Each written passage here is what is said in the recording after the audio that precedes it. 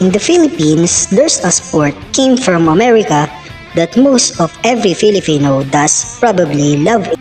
And by that, many of the Filipino was so quietly good on playing it. But somehow, there are questions about the origin of this sport.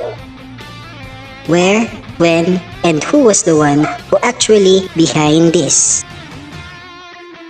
To know the answer, I've traveled back on the past, when and where basketball did invented. So the time brings me into the YMCA International School in Springfield, Massachusetts, USA, dated December 1891.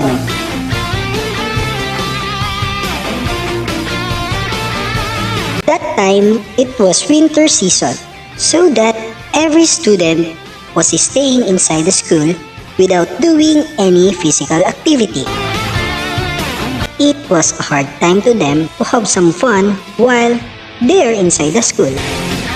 The problem that wants to make a solution by the superintendent of the school, Dr. Luther Halsey Gulick Jr. That's why he commands to make a new sports for the students to have a physical activity. And the man behind of this sport was... Coach Unbelievable Basketball. Oops, not that man. It was Dr. James Naismith, a 31-year-old Canadian physical education instructor.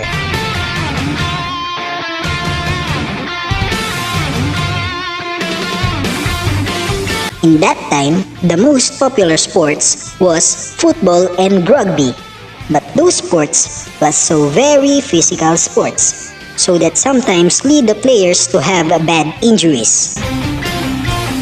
Dr. Naismith tries to modify some sports and making them a kind of indoor sports. But sad to say, it didn't work.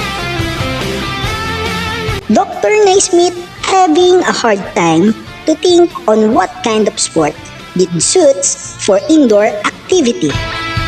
Until he reminds his favorite game when he was a child, a game called Duck on a Rock. The objective of that game was to hit the object on the top of the rock using any object that they will throw into it.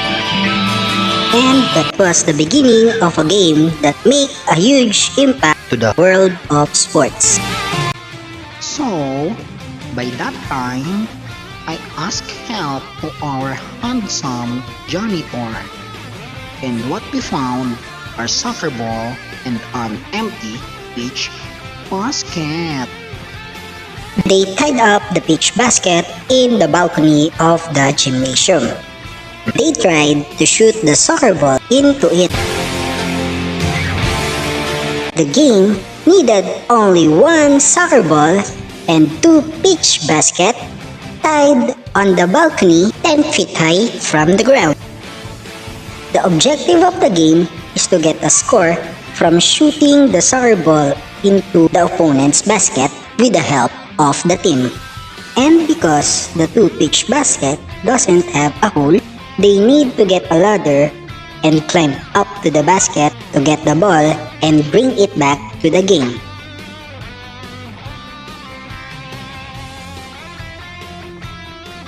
Pero bakit nga ba na ang unang koponan ay nangangailangan ng 9 na miyembro noong mga panahong iyon? Iyon ay dahil mayroong 18 estudyante si Dr. Naismith sa kanyang klase. Kalaunan ay naisip na din ni Dr. Naismith na batasin na ang ilalim ng mga pitch basket upang hindi na sila mahirapan sa pagkuha ng bola sa pitch basket sa tuwing ito ay maso-shoot.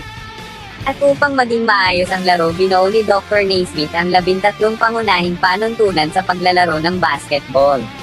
At dahil wala pa naman talaga noon pagkakakilanlan ng laro, ay tinawag muna itong Naismith Ball bilang pagkilala sa kanya na nag-imbento nito. Ngunit gusto ni Dr. Naismith na basketball ang itawag dito sapagkat ang pangunahing gamit sa paglalaro nito ay basket at bola.